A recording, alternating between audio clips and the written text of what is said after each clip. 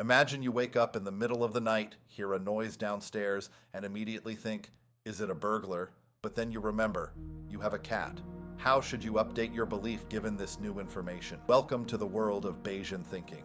Named after the 18th century English statistician Thomas Bayes. Bayesian thinking is all about updating your beliefs based on new evidence. The core formula behind it is called Bayes' theorem. It essentially states that the probability that a hypothesis is true based on the evidence is equal to the hypothesis's outcome before evidence is present times the probability of seeing the evidence if it is true, all over the probability of observing the evidence in the first place. And in simple terms, it helps us adjust our probability of an event occurring when we get new information. Let's say you take a test for a rare disease and the test is 95% accurate. You test positive. Should you panic? Not necessarily. Assume only 1 in 1,000 people have the disease. That's 0.1%. The test is 95% accurate, meaning there's a 5% chance of a false positive with a prior probability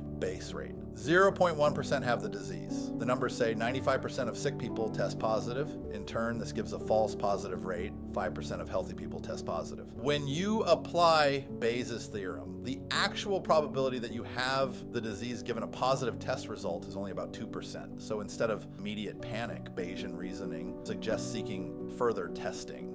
An additional instance, ever heard of the Monty Hall problem? Imagine you're on a game show and there are 3 doors. Behind one is a car, behind the others, goats. You pick a door and the host, who knows where the car is, opens another door with a goat. Should you switch your choice? Initially, your chance of picking the car was 1/3, but when Monty opens a goat door, your odds change. If you switch, your chance of winning jumps to 2/3 rather than staying at 1/3. That's Bayesian updating in action. Bayesian thinking isn't just for math nerds. It has real-world applications such as spam filtering. Email services use Bayesian logic to determine whether an email is spam based on past behaviors. Weather forecasting, meteorologists update predictions based on incoming data. Investment decisions. Investors adjust risk assessments as new market data arrives. Artificial intelligence. Machine learning models rely on Bayesian updates to improve predictions. While all these examples seem very advanced and may seem out of touch to some, Bayesian thinking can be applied to plenty of non-work related fields, such as judging people's intentions or trustworthiness. If you meet a person who appears friendly, but a friend of yours says that they are manipulative, you should choose to gather information through more conscious interactions with this person to slowly adjust your judgment of them, alter absolute judgments to conscious ones reached by new experiences or reading something through a news source, but then finding that the source is unreliable. This thinking framework employs you to check other, more reliable sources' take on the matter before believing it entirely.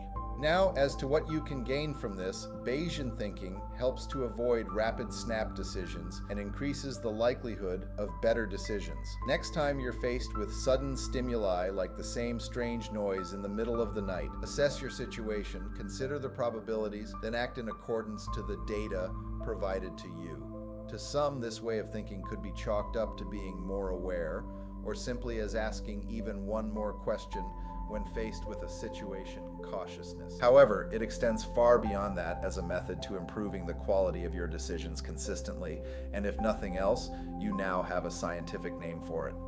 I appreciate any of those who made it to the end of this video. If this video provided you with insight, be sure to like and subscribe for more simple and invaluable knowledge about rational thinking, productivity, and self-improvement.